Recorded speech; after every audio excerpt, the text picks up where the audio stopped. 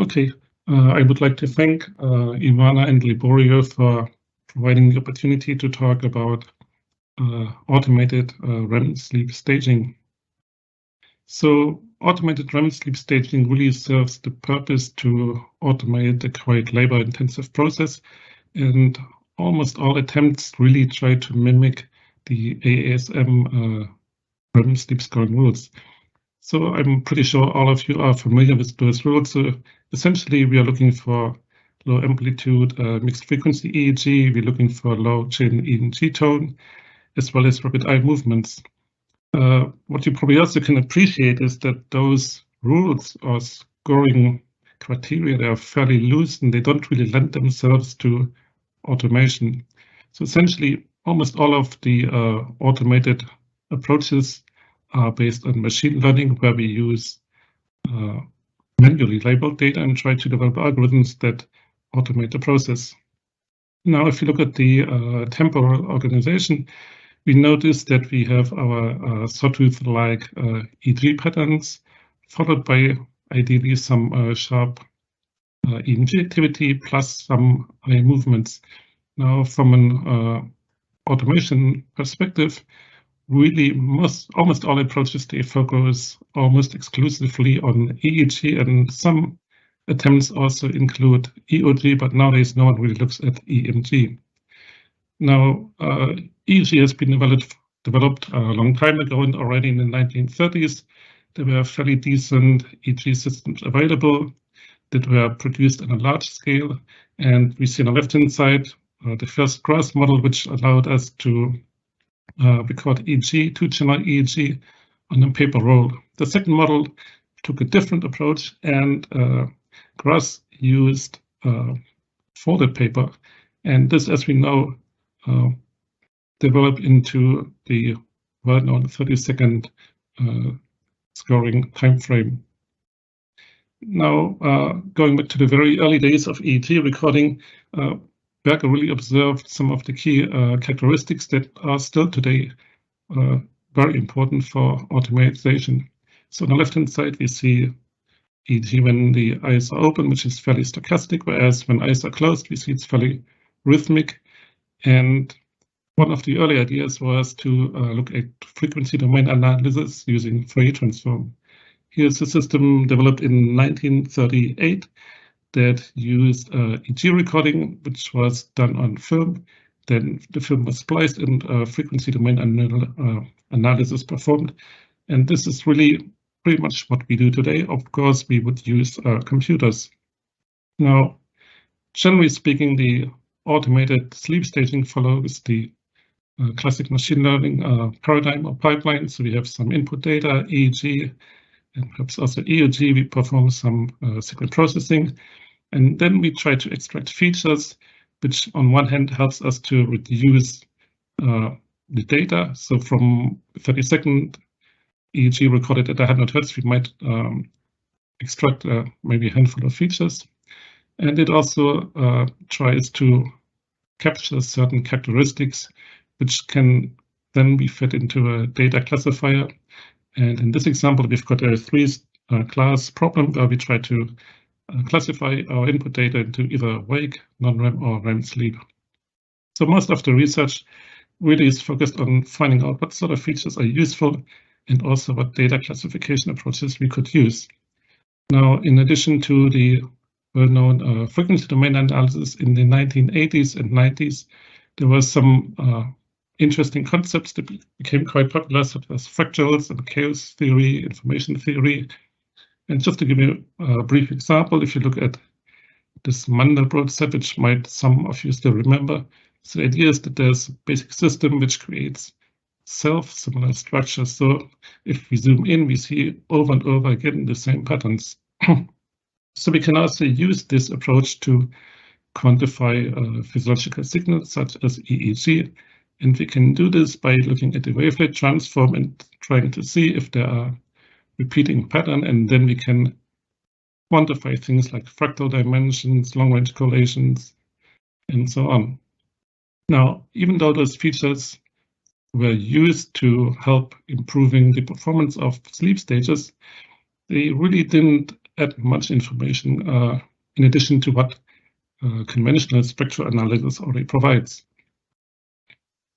Now, over the last 5 or 6 years, there has been a significant uptake in deep learning research, and on the left-hand side, I've plotted the number of publications which mention deep learning and sleep staging. You see here, so this really started around 2017, 2018.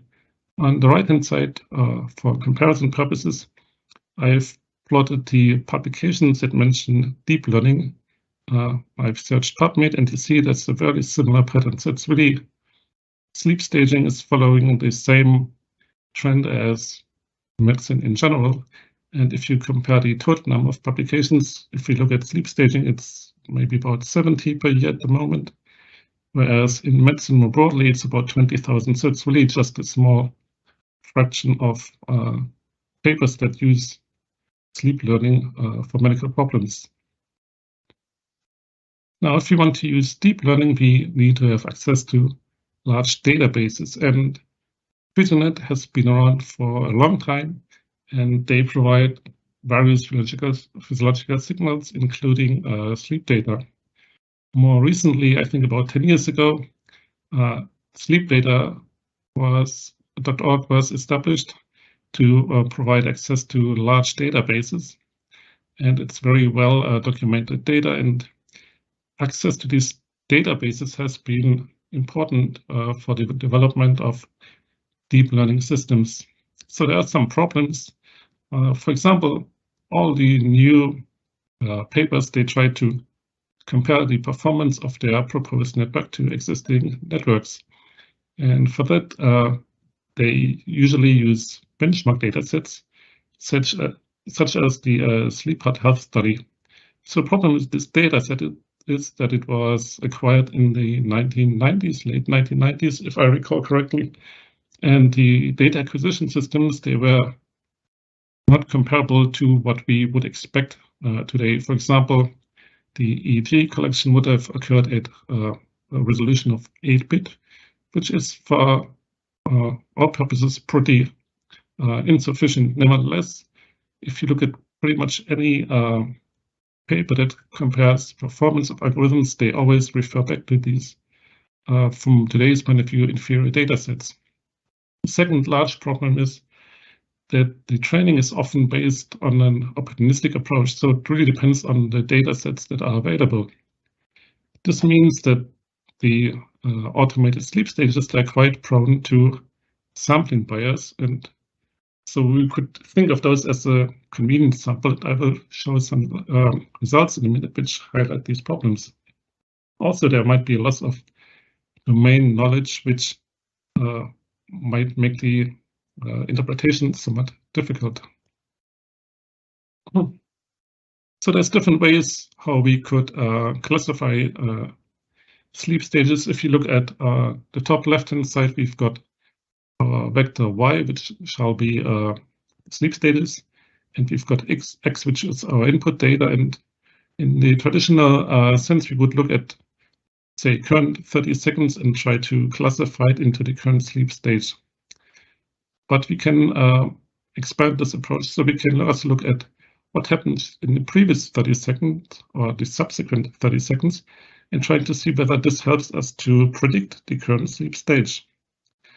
And if we extend this approach, we can look at current, past, and future EEG and try to map them to a sequence of current, past, and future sleep stages.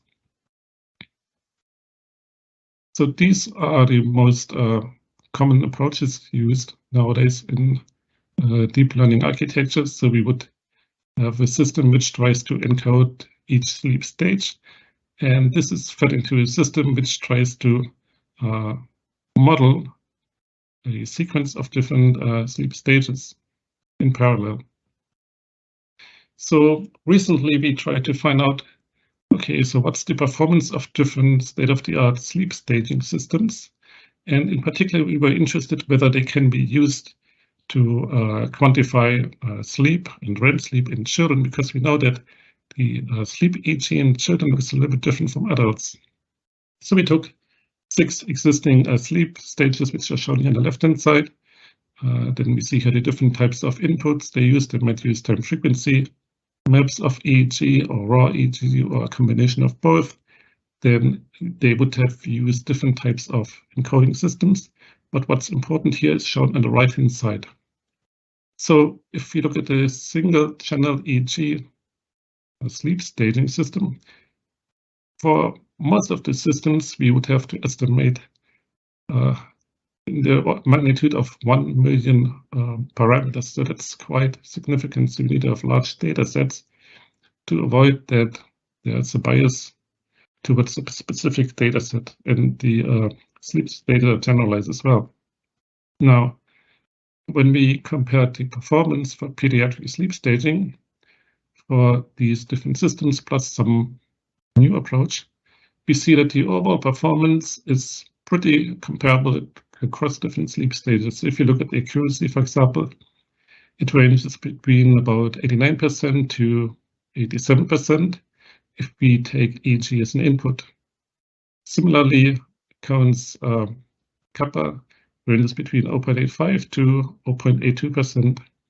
Now, if we include EEG as an additional input signal, we see that the overall performance or accuracy increases by about 1%, so it's not really large, and this is mainly due to an increase in sensitivity.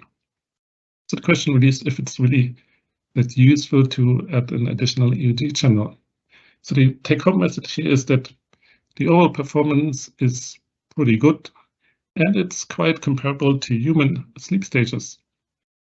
Now, then we wanted to know whether the mistakes that the systems make, if they're all the same, so if they all struggle with the same little 30-second intervals of EEG. And we noticed that if you compare different sleep stages shown on the x-axis, and if you look at the total percentage of errors, so 100%, so we break it down into the percentage of errors that are common across all sleep stages, which is shown by the dark red and green, we notice that about 50% of errors are identical, independent of the system that we use. So this means that it doesn't really matter what sleep staging system you use, that they all really doing pretty much the same job. Coming back to the problem of sampling bias, here we investigated how a system that is trained on sleep data from adults would perform if it's subjected to pediatric data. And to explore this, we trained our sleep staging system on 3 different data sets. So first, we looked at a system which was trained exclusively on pediatric data. So that's in the order of 1,000 children, just to give you a rough idea how much data is involved. And then we trained a system that used data of about 1,000 adults. And at the top, we see a system that has been trained on a mix of pediatric data, adult data, and also data from older adults. And when we look at the percentage of REM sleep as our marker, and we look at the relative error, we notice that if the system has never seen data from children when it was trained, so this would be case A, so it was only trained on adult data, that it produces significantly larger errors.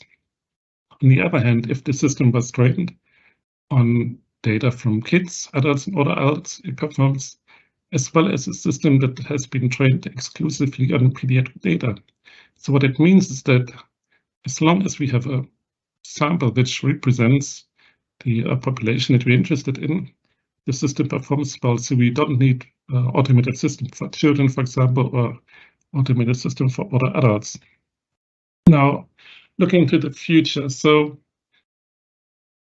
there's a research group by Mickelson, which has explored ear-based EEG recordings, and they've published a series of papers. Here on the left-hand side, top left corner, you see one particular in-ear EEG system, and at the bottom we see the classification performance for wakefulness, REM, and non-REM sleep, and we see that the system is quite capable of detecting REM sleep, so specificity is quite high, and the sensitivity is also quite reasonable. On the top right-hand side, there's a summary of the errors that are produced by in-ear EEG electrodes, and we see that about 90% of the time, these ear electrodes are capable of recording EEG at suitable quality. But if we talk about REM sleep and also previous talks, we probably have to keep in mind that if you look at the society at large, by the order of several magnitudes, most REM that is classified today would be classified by some smartwatch, some Aura fitness ring, for example, or some bedside tracker that uses radio frequency signals or underbed mattress detectors.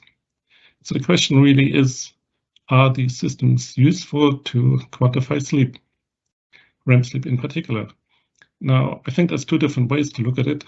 On one hand, they might be useful for epidemiological studies, because if you are a company that develops these systems, you have access to tens of thousands of user sleep recordings. On the other hand, it might be useful to track individually the behavior of sleep behavior or REM behavior across different nights. And we know that the systems, they are not particularly accurate because they mainly look at respiration and heart rate and movement. But if the errors that are produced by those systems are random and there's no systematic issue, they might be still suitable to assess REM sleep. To conclude, if you look at current deep learning architectures, they are quite capable to detect REM sleep, and overall they are as good as humans. But sometimes they might produce unexpected behavior, and that's why it would be recommended that they give some confidence interval for their assessment to give some indication of how good the estimate of sleep stage is. One problem is that current systems, they often train opportunistically, and we need to develop databases that capture all possible scenarios, for example, pathologies or including pediatric data. Another issue is the lack of interpretability, which currently is in the way of sleep labs adopting fully automated systems. Also, single EEG seems sufficient for automated sleep staging, and considering the cost of placing additional electrodes or even EOG, that's probably the way to go. And if you look at EEG-less REM detection using consumer devices, I believe the role is still unclear. Thank you.